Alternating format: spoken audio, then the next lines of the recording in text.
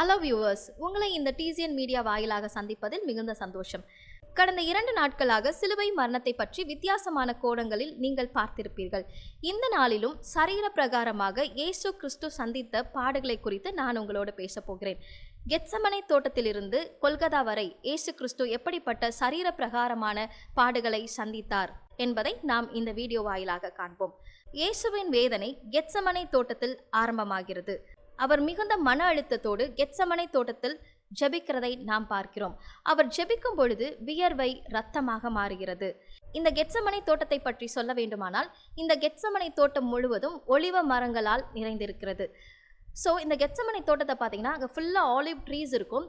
அங்கே ஒலிவ ஆலையும் இருக்கிறது. அந்த ஆலிவ் ட்ரீயில் இருக்க ஆலிவ் ஃப்ரூட்ஸை எடுத்து ஒலிவ ஆலையில் அதை இடித்து ஒலிவ எண்ணெயாக மாற்றுகிறார்கள். இதை நாம் இயேசு கிறிஸ்து மன உடைச்சலுக்கு நாம் ஒப்பிடலாம்.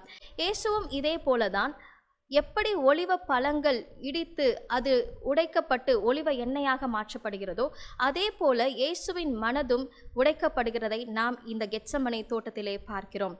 கெத்சமனை தோட்டத்தில் இயேசு கிறிஸ்து ஜெபித்த போது வியர்வை இரத்தமாக மாறுகிறதை நாம் பார்க்கிறோம். இது உண்மையா? இது சாத்தியமாகுமா என்ற கேள்வி நமக்குள் இருக்கலாம். ஆம், இது உண்மையே. இது உண்மை என்று சொன்னவர் யார்? இதனை 1938 ஆண்டு முதல் 2013 ஆண்டு வரை அமெரிக்கா தேசத்தை சேர்ந்த வில்லியம் டி எட்வர்ட்ஸ் தனது on the physical death of Jesus Christ என்ற புத்தகத்தில் Journal of the American Medical Association என்ற கட்டுரையில் அவர் பதிவிட்டுள்ளார். 1986 ஆண்டில் வெளியிட்ட இந்த கட்டுரையில் ஹிமாட்டோடோரசிஸ் என்ற வார்த்தையை அவர் பயன்படுத்தியுள்ளார். ஹிமாட்டோடோரசிஸ் என்றால் என்ன? இந்த நிலையில் மிகுந்த மன அழுத்தம் ஏற்படுகிறது.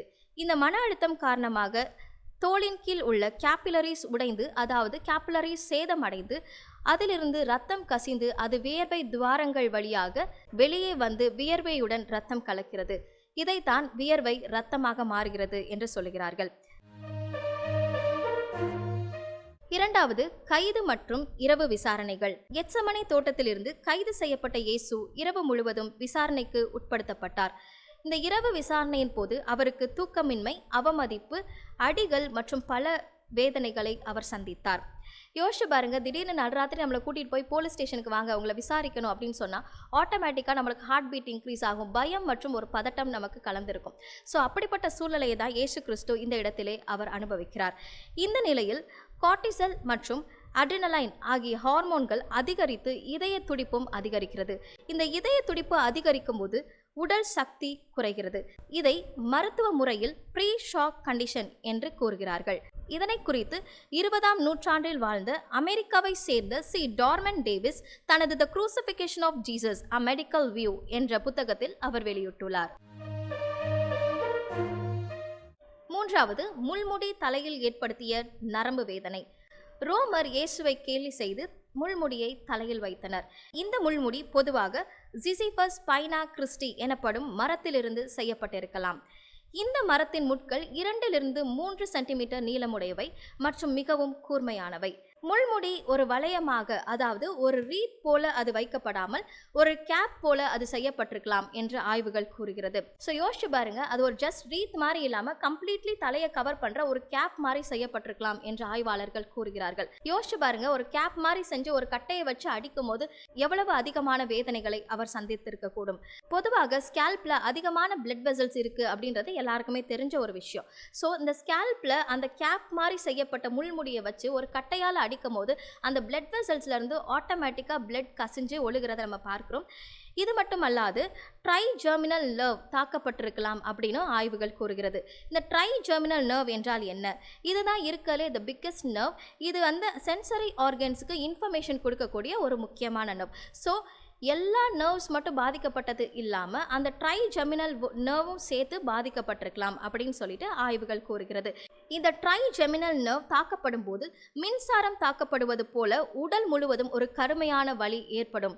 இதனையும் ஆய்வுகள் நிரூபித்திருக்கிறது. இதை குறித்து யார் எழுதியிருக்கிறார் என்று பார்த்தோமானால் 1884 ஆண்டு முதல் 1961 ஆண்டு வரை வாழ்ந்த பிரான்ஸ் நாட்டை சேர்ந்த பியரி பார்பெட் தனது டாக்டர் அட் கல்வாரி என்ற நூலில் அவர் விளக்கியிருக்கிறார். இந்த நூல் இன்னைக்கும் ரொம்ப ஃபேமஸாக இருக்குது. இது யூரோப்பியன் லைப்ரரிஸில் இன்னைக்கும் அவைலபிளாக இருக்குது. 4வது சாட்டையடி. இந்த கருவியை ரோமர்கள் பிளாக்ரம் என்று சொல்லுவார்கள். ரோமர்கள் பயன்படுத்திய இந்த பிளாக்ரம் என்பது மிகவும் கொடூரமான ஒரு சாட்டை. இதில் 30 to 60 சென்டிமீட்டர் நீளமுள்ள மர கைப்பிடி இருக்கும். அதிலிருந்து 3 முதல் 9 லெதர் ஸ்ட்ராப்ஸ் நீளமாக வரும். ஒவ்வொரு ஸ்ட்ராப்பின் முடிவிலும் இரும்பு பந்துக்கள் அல்லது கூர்மையான எலும்பு துண்டுகள் பொருத்தப்பட்டிருக்கும். இந்த கருவி அடிக்கும் போது தோலை கிழித்து தசைகள் வரை சென்று கிழிக்கும். ஸோ இந்த பிளாக்ரம் அப்படின்ற ஒரு கருவி எவ்வளோ நீளம் இருக்கும் அப்படின்னா 30 to 60 சென்டிமீட்டர் நீளமுடைய கைப்பிடியை கொண்டது.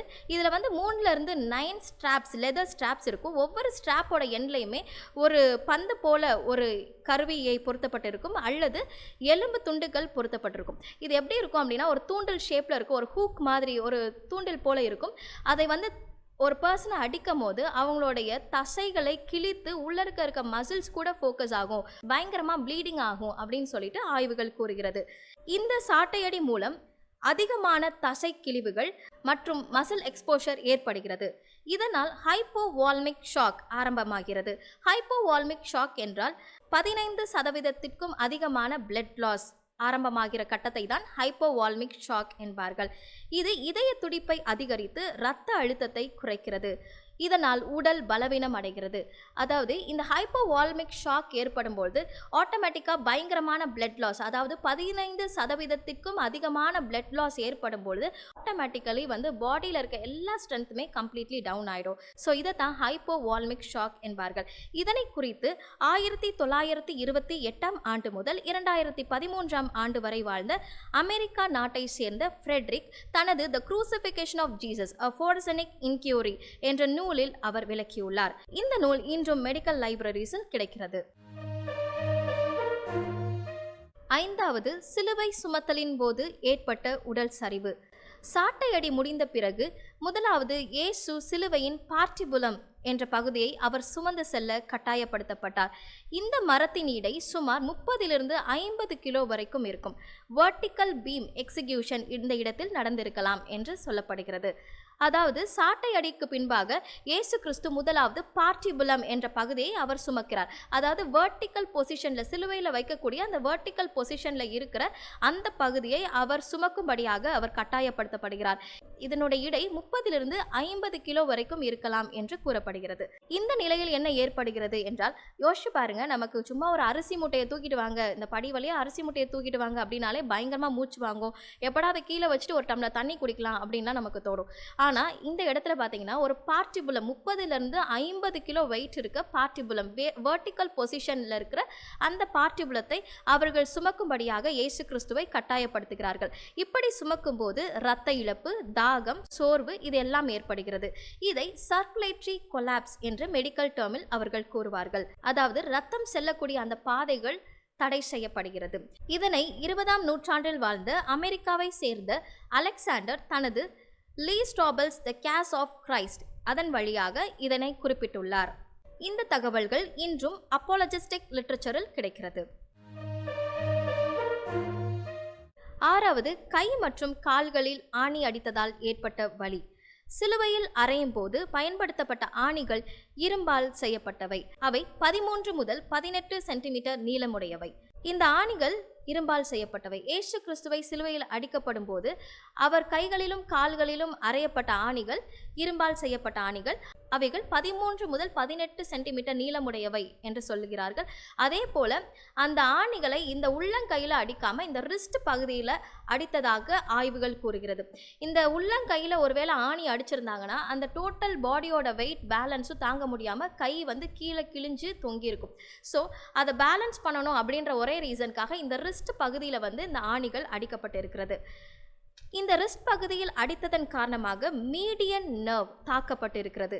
இந்த மீடியன் நர்வ், அதாவது இந்த சென்ட்ரல் நர்வ், மீடியன் நர்வ் என்றால் இந்த சென்ட்ரல் நர்வ் தாக்கப்பட்டிருக்கிறது. இந்த சென்ட்ரல் நர்வ் தாக்கமடையும் போது ஒரு எலக்ட்ரிக் ஷாக் போன்ற வலி உடல் முழுவதும் பரவி இருக்கக்கூடும் என்று ஆய்வுகள் கூறுகிறது. இதே போல அவருடைய கால்களிலும் ஆணி அடிக்கப்பட்டிருக்கிறது. காலில் அடிக்கப்பட்டிருக்கிற ஆணி டோட்டல் பாடியை பேலன்ஸ் பண்ணாலும் இந்த கைகளில் அடிக்கப்பட்டிருக்கிற ஆணி உடல் முழுவதும் வலியை ஏற்படுத்தி இருக்கிறது என்று ஆய்வுகள் கூறுகிறது. இதனை 1793 ஆண்டு முதல் 1855 ஆண்டு வரை இங்கிலாந்தில் வாழ்ந்த வில்லியம் ஸ்ட்ராட் தனது the physical cause of the death of Christ என்ற நூலில் விளக்கியுள்ளார். இந்த நூல் இன்றும் பிரிட்டிஷ் லைப்ரரியில் கிடைக்கிறது. 7வது, சிலுவையில் சுவாசம் குறையும் நிலை. இதனை மெடிக்கல் டேர்மில் ஏஸ்பிக்சேஷன் என்று அழைப்பார்கள். சிலுவையில் தொங்கும் போது சுவாசம் மிகவும் கடினமான செயலாக மாறுகிறது. Breathing seems to be much challenging for Jesus Christ. இதனை மீண்டும் வில்லியம் டி எட்வர்ட்ஸ் தனது ஆய்வில் விளக்கியிருக்கிறார். இந்த நிலையில் லங்ஸ் முழுமையாக விரிவடையாது, மூச்சு விட உடலை மேலே தள்ள வேண்டிய சூழ்நிலை அமைகிறது. இப்படி மேலே உடலை தள்ளி மூச்சு விடுவதன் காரணமாக கைகளில் அடிக்கப்பட்டிருக்கிற அந்த ஆணிகள் உடலிலே அதிகமான வலியை ஏற்படுத்துகிறது. இந்த நிலையில் ஆக்சிஜன் குறைந்து கார்பன் டை ஆக்சைடு அதிகரிக்கிறது. இதனை ரெஸ்பிரேட்டரி அசிடோசிஸ் என்பார்கள். இது இறுதியில் ஏஸ்பிக்சேஷன் என்ற நிலைக்கு தள்ளுகிறது. ஸோ வில்லியம் டி எட்வர்ட்ஸ் என்ன சொல்லுகிறார் என்றால், லங்ஸ் கம்ப்ளீட்லி எக்ஸ்பேண்ட் ஆகாது. ஏன்னா ஏசப்பா சிலுவையில் இப்படி தொங்கிட்டு இருக்கிறாங்க. ஸோ தொங்கிட்டு இருக்கும் போது கம்ப்ளீட்லி லங்ஸ் எக்ஸ்பேண்ட் ஆகாது. லங்ஸ் கம்ப்ரெஸ்டாக இருக்கும். லங்ஸால் சுத்தமாக விரியவே முடியாது. ஸோ ப்ரீத் பண்ணுறதுக்கு ரொம்ப கஷ்டப்படுறாங்க. அப்படி ஒரு வேளை ப்ரீத் பண்ண வேண்டிய சுச்சுவேஷன் வரும் அப்படின்னா பாடியை லிஃப்ட் பண்ணி ஒரு ப்ரீத் பண்ண வேண்டிய சுச்சுவேஷன் வரும். அப்படி பாடியை லிஃப்ட் பண்ணி ப்ரீத் பண்ணும்போது என்ன ஆகும்னா கைகளிலும் கால்களிலும் அடிக்கப்பட்டிருக்கிற அந்த ஆணி உடல் முழுவதும் பயங்கரமான வலியை ஏற்படுத்த கூடும் அப்படின்னு சொல்லி ஆய்வுகள் கூறுகிறது. ஸோ இந்த நிலை கம்ப்ளீட்டாக மூச்சு விட முடியாமல் அவர் சஃபர் பண்ணுற இந்த நிலையின் போது கார்பன் டை ஆக்சைடு, ஆக்சிஜன் அல்லாது கார்பன் டை ஆக்சைடு அதிகரிக்கிறது. இதைத்தான் ரெஸ்பிரேட்டரி அசிடோசிஸ் என்கிறார்கள். இந்த ரெஸ்பிரேட்டரி அசிடோசிஸ் இறுதியாக ஏஸ்பிக்சேஷன் என்ற நிலைக்கு தள்ளுகிறது. அதாவது சுவாசிப்பதற்கு சுவாசம் குறையும் நிலை. இதனை ஏஸ்பிக்சேஷன் என்பார்கள். ஸோ இப்படி தான் இயேசு கிறிஸ்து உங்களுக்காகவும் எனக்காகவும் படிப்படியாக சிலுவையிலே அவர் வலிகளை தாங்கி வந்தார். 8வது, தாகம், dehydration. So we all know, நமக்கு ஆட்டோமேட்டிக்காக தண்ணி நம்ம பாடியில் லாஸ் ஆகும்போது நம்மளுடைய உடலில் டீஹைட்ரேஷன் ஏற்படுகிறது. ஆல்ரெடி ஏசப்பாக்கு நிறைய பிளட் லாஸ் ஆயிடுச்சு. ஸோ இப்போ ஃபைனலி உடம்புல பிளட் லாஸும் இருக்குது, வாட்டர் லாஸும் ஆகிட்டு இருக்குது. ஸோ பிளட் ப்ளஸ் வாட்டர் இது ரெண்டுமே பாடியில் கம்மி ஆகிட்டே இருக்குது. இந்த நிலையை சிவியர் டீஹைட்ரேஷன் என்று மெடிக்கல் டேர்மில் குறிப்பிடுவார்கள்.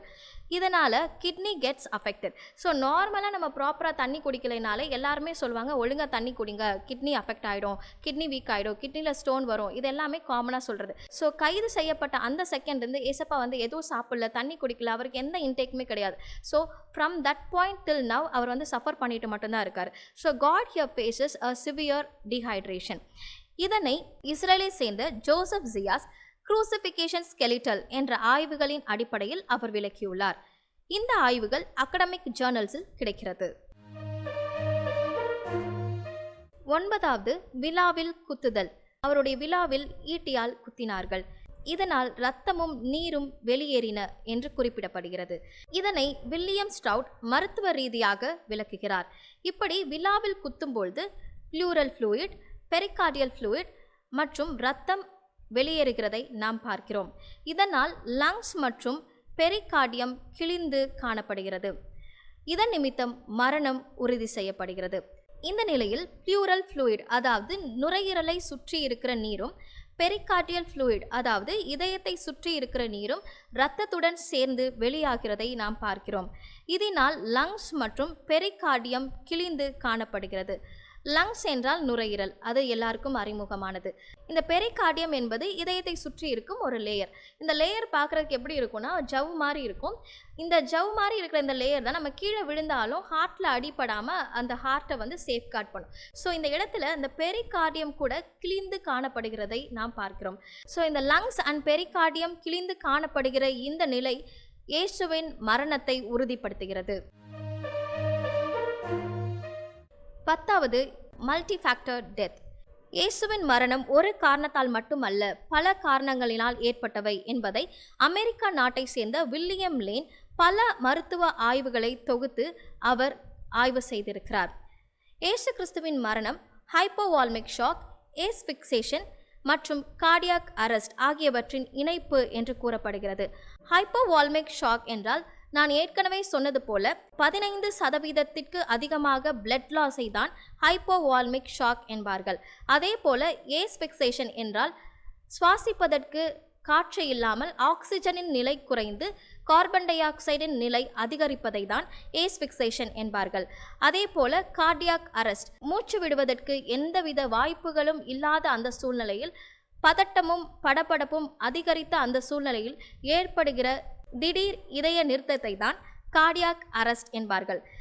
ஸோ இது மூன்றின் இணைப்பு தான் இயேசு கிறிஸ்துவின் மரணத்திற்கு காரணம் என்று ஆய்வாளர் கூறுகிறார். ஸோ இயேசு கிறிஸ்துவின் மரணம் ஒரு காரணத்தினால் மட்டும் அல்ல, பல காரணங்களினால் இது மல்டி ஃபேக்டர் டெத் என்று நிரூபிக்கப்பட்டிருக்கிறது. வில்லியம் லேன் உடைய ஆய்வுகள் இன்றும் அகடமிக் மற்றும் அப்பாலஜிஸ்டிக் நூலகங்களில் கிடைக்கிறது. ஸோ யோசிச்சு பாருங்க, இந்த வீடியோவில் நான் உங்களுக்கு 10 விதமான சஃபரிங்ஸை எக்ஸ்பிளைன் பண்ணேன். இந்த 10 விதமான சஃபரிங்ஸையுமே வேறு நாடுகளை சேர்ந்த வேறு மருத்துவர்கள் வேறு காலங்களிலே அவர்கள் உறுதி செய்திருக்கிறனர். ஸோ எல்லாரும் பேசின ஒரே டாபிக் என்ன அப்படின்னா, இயேசு கிறிஸ்துவின் மரணம் என்பது it's not a sudden death. மெதுமெதுவாக படிப்படியாக உலக வரலாறிலேயே யாரும் அனுபவிக்காத கொடூரமான வலியை அவர் அனுபவித்து அவர் உங்களுக்காகவும் எனக்காகவும் மரித்தார் என்பது நிரூபணமாகிறது. அவர் மேல நியமிக்கப்பட்ட அந்த தேவ சித்தம் நிறைவேறும்படியாக அவர் காத்திருந்து அனைத்து வழிகளையும் சகித்து அந்த கடைசி சொட்டு இரத்தமும் கடைசி சொட்டும் தண்ணீரும் வெளியே வரும் அளவும் அவர் காத்திருந்து தாமாகவே முன்வந்து ஜீவனை விட்டார். பிதாவே, உம்முடைய கைகளில் என் ஆவியை ஒப்புவிக்கிறேன். அடிப்பட்டதுனால இவ்வளோ வேதனைகளை அவர் சந்தித்ததுனால அவர் செத்துட்டார்னு சொல்ல முடியாது. அவராகவே ஜீவனை ஒப்பு கொடுத்தார். ஸோ இதுல இருந்து என்ன தெரியுது அப்படின்னா, அவர் ஒருவர் மாத்திரமே ஜீவனுக்கு அதிபதி.